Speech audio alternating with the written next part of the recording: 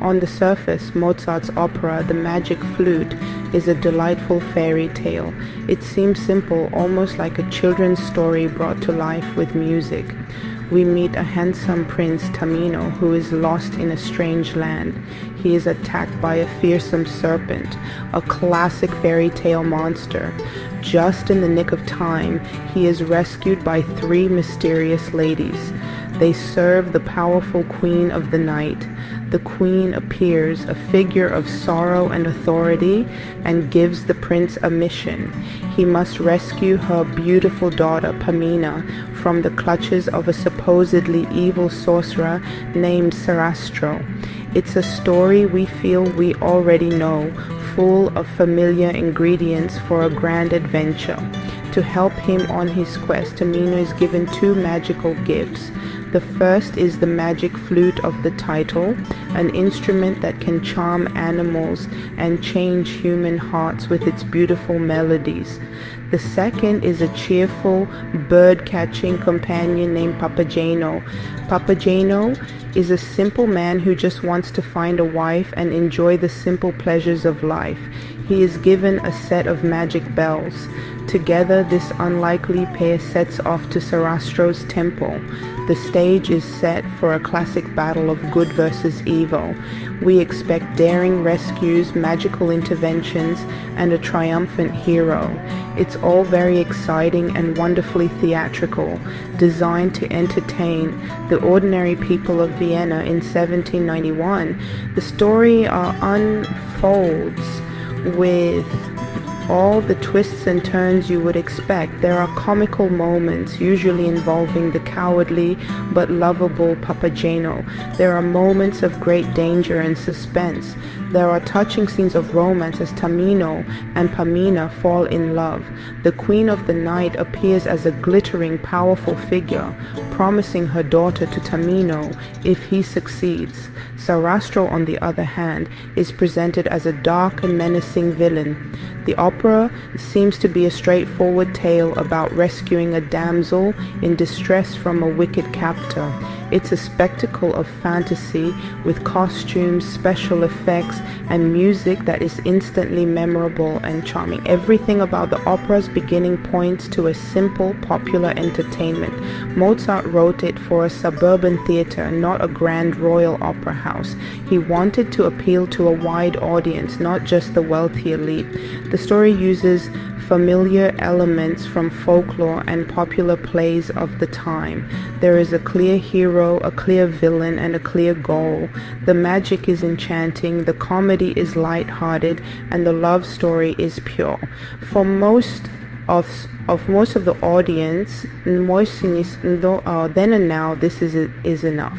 But for those who knew where to look, Mozart and his librettist, Emanuel Schikaneder, had hidden something much more profound and much more dangerous right in plain sight.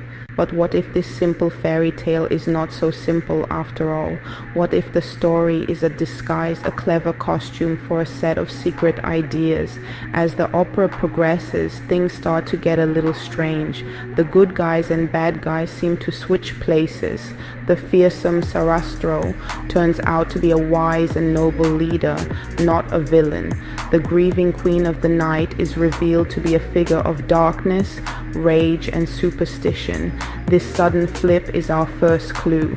It tells us to pay closer attention. We are being invited to look beneath the surface of the story and question what we are seeing and hearing. The opera is not just a fairy tale, it is a puzzle waiting to be solved. The clues are everywhere, hidden in the music, the words, and the very structure of the plot. They are secret codes slipped into the performance for a special part of the audience to understand. These were people who shared a secret world of symbols and philosophies with Mozart himself. For them, the opera was not just entertainment, it was a powerful statement about their beliefs. It was a celebration of their ideals and a coded message to their members. The magic flute, the mysterious trials, the battle between light and darkness, all these things had a second hidden meaning. It was a story told in two languages at once, the language of fairy tale and the language of secrets. To crack these codes, we need a key. That key is a secret society that was hugely important in 18th century Europe, the Freemasons. Mozart was a proud and dedicated member of this fraternity. So was Emanuel Schikaneder, the man who wrote the opera's words and played the first Papageno. They were not alone. Many of Vienna's most influential artists, thinkers, and even aristocrats were Freemasons. They met in secret lodges, performed rituals, and discussed ideas that were radical for their time. Ideas about reason, brotherhood, equality, and freedom from the oppressive power of the state and the church. These were dangerous ideas in an age of absolute monarchy. So the magic flute becomes an entirely different story when you view it through a Masonic lens. It transforms from a whimsical adventure into a profound allegory about the journey of the human soul. It's a story about the search for wisdom and enlightenment. It dramatizes the core beliefs of the Freemasons. The opera's narrative becomes a map of the Masonic initiation process. The characters become symbols of a great philosophical struggle. The fight is not over a princess, but over the very soul of society. It's a battle between the darkness of ignorance and the bright light of reason and knowledge. The fairy tale was just the sugar to make the medicine go down. Who were these Freemasons, and why were they so important in Mozart's time? Freemasonry was a fraternal organization that grew out of the stonemasons guilds of the Middle Ages.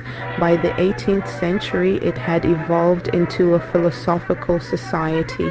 It welcomed men from different social classes, which was very unusual at the time.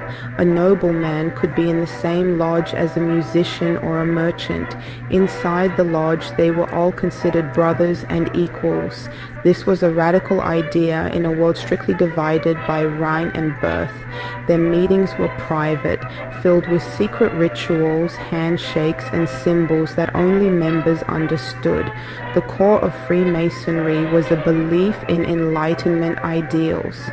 This was a major intellectual movement that swept across Europe. It championed reason, science, and individual liberty. Masons believed that through education and self-improvement, humanity could move from a state of darkness and superstition into an age of light and wisdom. They believed in a supreme being which they called the great architect of the universe, but they promoted religious tolerance, a dangerous concept when the Catholic Church held immense power. They valued and brotherhood above all else.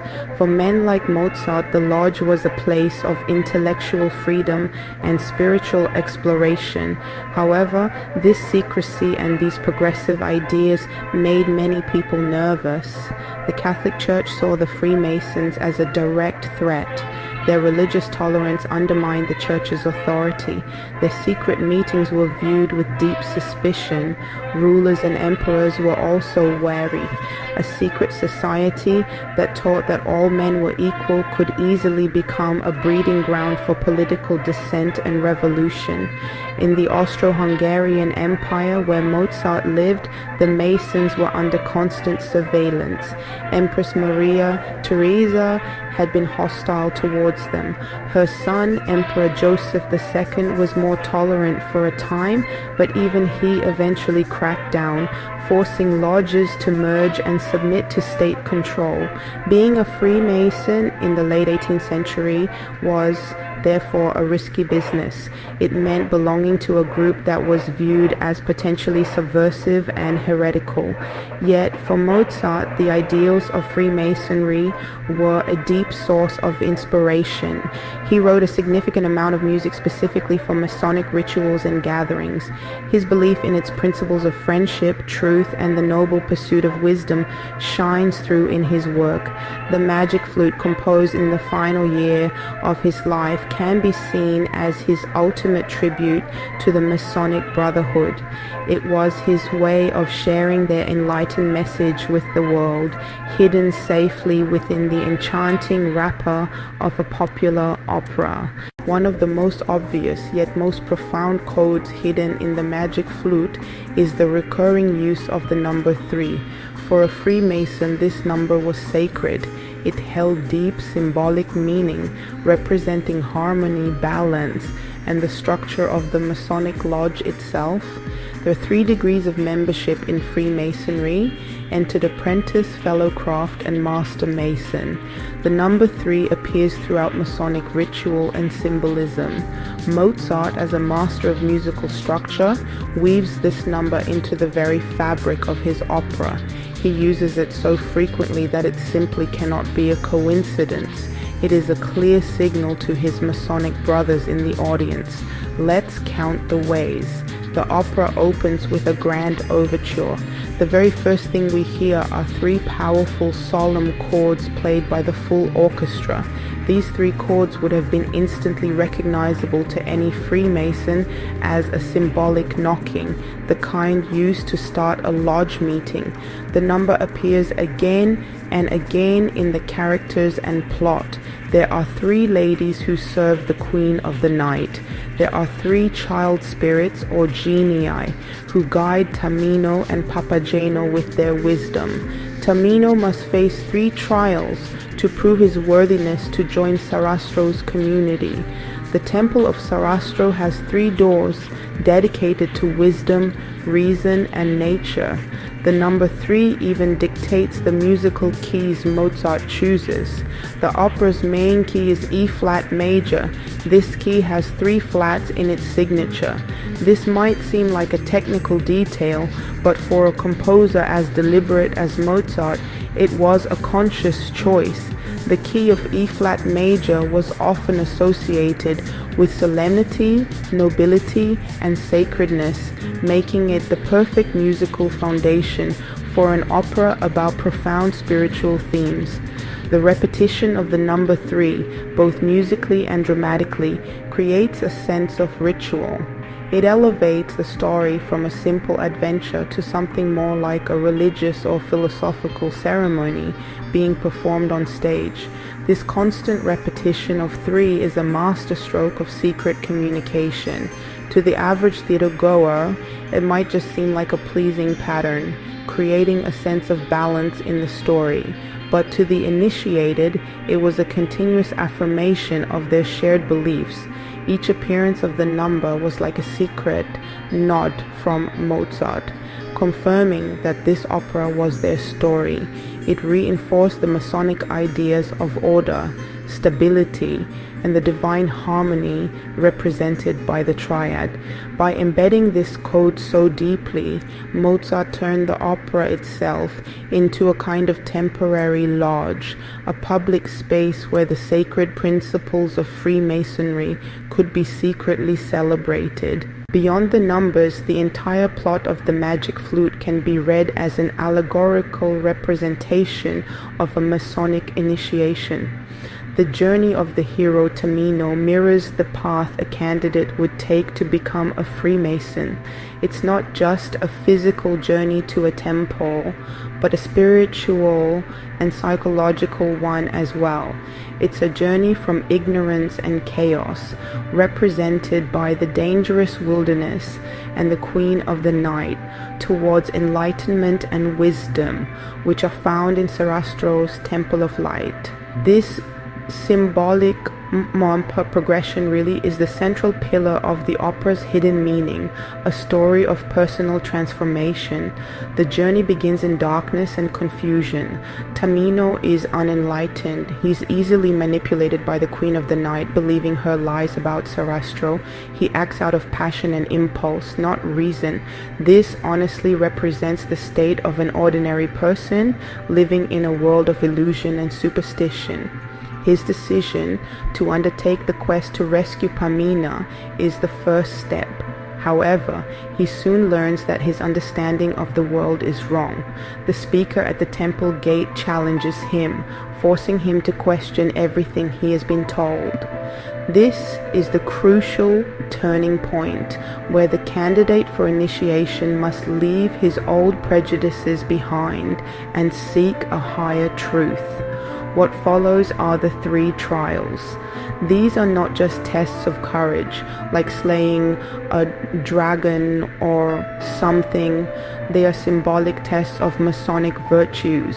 The first trial is a trial of silence, testing Tamino's self-control and his ability to keep secrets. He must resist the temptations and taunts of the 3 ladies, proving his discipline. The second and third trials are trials by fire and water. These are ancient symbols of purification. By passing through them, Tamino symbolically cleanses himself of his earthly fears and weaknesses. Reborn, a new man worthy of entering the community of the enlightened. Tamino, importantly, goes through these final trials with him, which is a radical suggestion of equality. This entire narrative arc is a dramatization of the Masonic belief in self-improvement. It shows that wisdom is not given freely. It must be earned through struggle and dedication. Sarastro is not a king who rules by birthright, but a wise master who guides others on this difficult path. His community is not an empire, but a brotherhood of individuals who have proven their moral worth.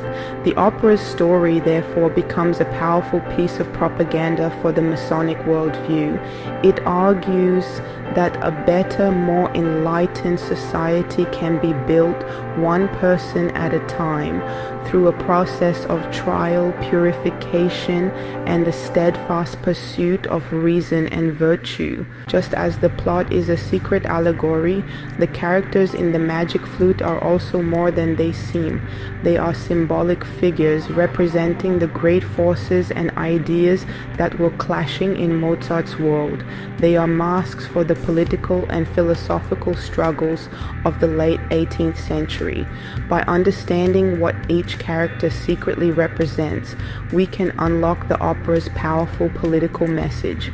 The drama on stage is a coded commentary on the real-world battle between the old order and the new ideas of the Enlightenment. It's, a who's who of 18th century ideologies, all dressed up in fairy tale costumes. The Queen of the Night is the most dramatic example. In the beginning, she seems like a sympathetic victim, but her true nature is revealed in her famous fiery arias. She represents the forces of darkness, superstition, and irrationality. For Mozart and his fellow Masons, she was a clear symbol of the old oppressive powers they opposed. Specifically, she is often interpreted as a caricature of the Catholic Church, or even more pointedly, of the former Empress Maria Theresa, who had been a staunch enemy of the Freemasons. The Queen rules through fear, deceit, and emotional manipulation, demanding blind obedience, the very opposite of Masonic ideals. In direct opposition stands Sarastro. He is the embodiment of Masonic wisdom and enlightened rule. He represents reason, stability, and benevolent authority. His name is likely derived from the ancient prophet Zoroaster, a figure associated with the struggle between light and darkness. Sarastro rules his temple not as a tyrant, but as a wise teacher or worshipful master of a Masonic lodge.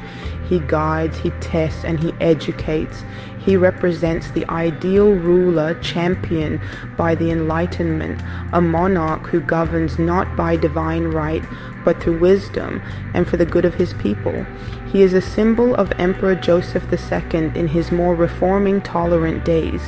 And what of our heroes? Tamino represents the ideal candidate for enlightenment. He is a nobleman, well-intentioned, but initially naive, who has the potential for wisdom. His journey is one of learning to rule himself before he can rule others. Papageno, the birdcatcher, is his foil. He represents the common man, unconcerned with lofty philosophy. He is earthy, honest, and desires simple happiness, food, wine, and a loving wife. He fails the trials, but he is not punished. Instead, he is rewarded with his perfect match, Papagena. This shows a very humane Masonic tolerance. Not everyone is destined for the highest level of enlightenment, but everyone deserves happiness in their own way. Why did Mozart and Schikaneder go to all this trouble to hide their message? Why not just state their beliefs openly? The answer is simple. It was incredibly dangerous. In the Vienna of 1791, openly criticizing the established powers of the church and the state could lead to censorship, imprisonment, or exile. The political climate was becoming increasingly tense. The French Revolution, which had begun 2 years earlier, had sent a shockwave of fear through the monarchies of Europe. Any group that talked about reason, liberty, and brotherhood was immediately suspected of being revolutionary Jacobins. The Freemasons were under intense political pressure. Although Emperor Joseph II had been a protector of sorts, he died in 1790. His successor, Leopold II, was far more conservative and suspicious. He saw secret societies as a threat to his authority. Police surveillance of Masonic lodges increased. There was a real fear that the lodges could be shut down entirely and their members punished. To stage an opera that openly celebrated Masonic ideals and mocked a figure representing the old guard would have been professional suicide. It would have been shut down immediately by the state censors, and its creators would have faced serious consequences. The secrecy was a form of protection. By cloaking their message in the guise of a silly fairy tale, Mozart and his collaborator could plead ignorance. If accused of promoting subversive ideas, they could simply say, "What do you mean? Just a children's story about a magic flute and a bird catcher." The codes were designed to be understood by their brothers in the fraternity, but to fly completely over the heads of the authorities. It was a brilliant and daring strategy. It allowed them to communicate with the initiated and spread their message in a public forum right under the noses of the censors. This act of embedding secret messages was an act of quiet rebellion. It was a brave defiance of a repressive political system. Mozart was using his art as a vehicle for ideas he knew were important but also forbidden. He was taking a calculated risk, betting that the power and beauty of his music, combined with the cleverness of the disguise, would protect him. He was using the public stage of the theater to hold a secret meeting in plain sight, celebrating the values he held dear at a time when those very values were under attack. It was a courageous stand for intellectual freedom. Mozart's ultimate weapon in this secret war of ideas was his music. The music of the Magic Flute is not just beautiful, it is an essential part of the code. It does more than just accompany the story. It tells a story of its own, reinforcing the opera's hidden Masonic themes. Mozart uses different musical styles to represent the opposing forces in the opera. The music associated with Sarastro and his temple is calm, noble, and balanced.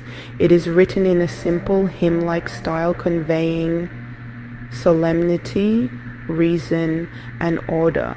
The choruses of the priests sound like Masonic anthems full of strength and serene confidence. In stark contrast, the music for the Queen of the Night is wild, complex, and technically dazzling. Her famous arias are masterpieces of virtuosic singing, full of rapid scales and impossibly high notes. This style represents her character perfectly. It is emotional, irrational, and chaotic. It is brilliant and impressive, but it lacks the grounded, humane warmth of Sarastro's music. Mozart is using the language of music to tell us who to trust. He shows us that Sarastro's world is one of harmony and stability, while the Queen's world is one of dangerous, out-of-control passion. The music itself guides our allegiance. The magic flute itself is a powerful symbol of music's transformative power, a core Masonic belief. The Masons believed that music was a reflection of the divine harmony of the universe. They believed it could elevate the human spirit and promote moral good. In the opera, Tamino's flute does exactly that. It doesn't destroy his enemies, it pacifies them. It tames wild beasts and calms angry hearts. It is a tool of peace and enlightenment, not violence. This is Mozart's message in its purest form. Art and music are the true instruments of progress. They can bring about change not through force, but by appealing to the best parts of our human nature. Therefore, the entire opera is an argument for the power of art to change the world. Mozart believed that music was more than just entertainment. He saw it as a moral force, a way to communicate profound truths and inspire people to become better versions of themselves. In a time of political repression, when free speech was dangerous, music became his chosen language for talking about freedom, wisdom, and brotherhood. The Magic Flute is his final, magnificent sermon, a testament to his belief that the beauty of a simple melody could carry a message of hope and enlightenment far more effectively than any political speech. In the end, the Magic Flute is so much more than the sum of its parts. It is a work of art that operates on multiple levels simultaneously. For a child, it is an enchanting fairy tale. For a music lover, it is a collection of some of the most beautiful melodies ever written. But for those who know the secret, it is a profound and courageous statement of philosophical belief. It is a testament to the idea that art can carry hidden messages, speaking a secret language to those who are willing to listen closely. It reminds us that behind a simple surface, there can lie a world of complex meaning. The opera encourages us to be more active listeners and viewers. It teaches us to look for the patterns, to question the obvious, and to search for the deeper truths hidden within a story. This is a skill that is valuable far beyond the walls of an opera house. It encourages a kind of critical thinking, an awareness that things are not always as they seem. Art, at its best, doesn't just give us answers, it prompts us to ask questions. The Magic Flute is a perfect example of this. It invites us into a puzzle and rewards our curiosity with a richer, more meaningful experience. Mozart's masterpiece shows us the incredible power of art to be a vessel for hope in difficult times. By embedding his Masonic ideals into his work, he ensured that they would survive. The opera outlived the emperor who restricted the Masons. It outlived the political anxieties of its time. It has been performed for over 2 centuries, secretly carrying its message of reason, tolerance, and enlightenment to millions of people around the world. It is a beautiful irony that a work of art created under the threat of repression has become one of history's most enduring celebrations of freedom. So, the next time you listen to the Magic Flute or look at any great work of art, remember to look for the secrets. Think about the world in which the artist lived. Consider the pressures they were under and the ideas they might have wanted to express but could not say aloud. Art is not always a pretty picture or a pleasant tune. Sometimes it is a secret letter to the future, a coded message of defiance and hope. And by learning to read those codes, we connect not only with the mind of the artist, but with the timeless human quest for truth and light. Mozart didn't just write music, he hid secrets. Every note, every aria, every symbol in the Magic Flute whispers a mystery for those who dare to see beyond the curtain. Tamino faces trials. Sarastro holds wisdom. This is more than an opera. It is a journey. A puzzle, a mirror reflecting life, love, enlightenment. And now, the codes are no longer whispers of the past. They are yours to uncover. Don't stop here. Dive into the full Magic Flute playlist. Discover the hidden genius. The magic is eternal, and the secrets are waiting.